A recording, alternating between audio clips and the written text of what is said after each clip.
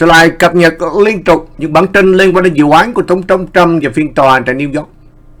Bây giờ chúng ta sẽ lắng nghe một đại nhân vật từng là cựu attorney, luật sư của liên bang, bình luận về vấn đề như thế nào, và chúng ta sẽ phân tích vào cái đoạn này. Right at the facts, the nuts and bolts of the opening arguments in the Manhattan DA's hush money case against former President Trump.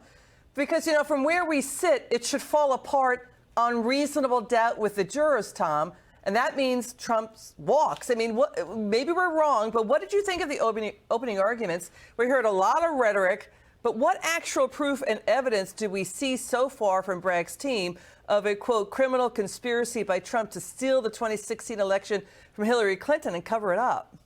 Yeah, Liz, you're absolutely right. Today was a fascinating day. It's one we've all been waiting for. Today was the day when the prosecutors really had to start showing their cards about how they're going to prove this case against Donald Trump. What we heard today, to my mind, was a little different than what we've heard before. Today, they really hit big on the notion that there was a conspiracy to disrupt the election. That's a little bit of a different branding, a little bit of a different framing than we've heard before. But according to the prosecutors, what they're going to tell this jury over the next 6 weeks is that Trump was part of a larger conspiracy to really suppress the Stormy Daniels story in order to influence the elections. It's a pretty tall order for the prosecutors to prove, but that seems to be how they're going to try this case. Yeah, it's a lot of rhetoric, but where are the facts? Show the letter again from Michael Cohen's lawyer. Michael Cohen's lawyer wrote to the Federal Election Commission in 2018. His letter reads, quote, "Neither the Trump Organization nor the Trump campaign was a party to the $130,000 payment to Stormy Daniels. Neither the Trump campaign nor the Trump Organization reimbursed Michael Cohen for the payment directly or indirectly." I mean, that sounds like reasonable doubt, Tom. Yeah, a lot of talk about the testimony from the National Enquirer publisher David Pecker about tactics he used to supposedly bury negative stories about Trump. But reasonable doubt, that's about the nuts and bolts of the case. What do you think of that letter?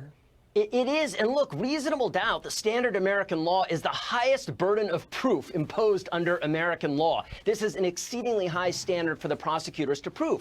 I think it's also interesting that so much of the prosecution's case is going to turn on what Michael Cohen has to say. And what we heard today from the Trump defense team, Liz, was that they are going to be going after Michael Cohen with double barrels. They went after him hard today. They said he was a liar, someone who couldn't be trusted. And so they really did their best to cut at the heart of what I think is going to be the prosecution's case for the... Ok quý vị, rất rõ ràng video này trên mảnh chúng ta đoạn video phân tích.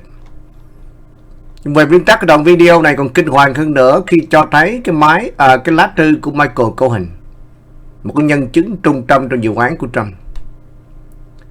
Trong cuộc thảo luận chi tiết với cựu luật sư tư pháp Hoa Kỳ ông Tom Perry, nhiều khía cạnh khác trong vụ kiện của biện lý quận Manhattan chống lại ông Trump đã được mổ xẻ trong video đó, và tập trung những vấn đề pháp lý phức tạp và nhận thức của công chúng về tính hợp thức hóa của phiên tòa.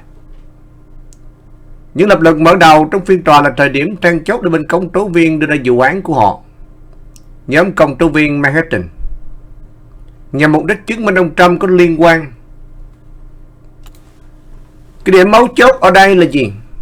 Đó là công tố viên Manhattan nhằm mục đích để chứng minh ông Trump có liên quan đến một âm mưu tội phạm nhằm gây ảnh hưởng đến cuộc bầu cử cho 2016 bằng cách ngăn chặn những câu chuyện về vấn đề cá nhân của ông Trump, đặc biệt là liên quan đến các khoản khoản của Stormy Daniels.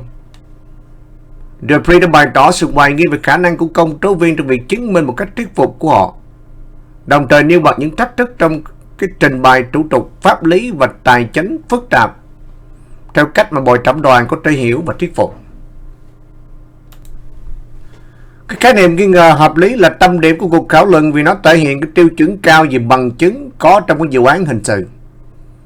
Ông Petrie cũng lưu ý cái chiến lược bên bào chữa là gây nghi ngờ cho bồi thẩm đoàn về độ tin cậy và động cơ nhân chứng quan trọng, đó là Michael Cohen. Những cái lời thừa nhận trước đây của Cohen về việc nói dối về lời bào chữa cho rằng ông là người không đáng tin cậy được coi là yếu tố trọng trong cách tiếp cận pháp lý của ông Trump. Cái lời khai của National Enquirer liên quan đến hoạt động cho là nắm giữ và triệt tiêu đã được thảo luận về mặt pháp lý, đáng nghi ngờ về đạo đức. Ông Perry là người đã so sánh giữa Trump và bê bối chính trị trước đó, cho thấy sự mâu thuẫn trong vấn đề truy tố và những vụ án tùy thuộc vào cái nhân chứng lịch sử Sự kiện được đặt ra một lần nữa là sự kiện của bà Christopher Steele và bà Hillary Clinton. Như vậy, trong cái đoạn video ngắn đó chúng ta cần nhìn nhận vào cái tờ giấy của Michael Cohen đã gửi và tuyên bố rằng là 130.000 đô la cũng chẳng liên quan gì đến cái câu chuyện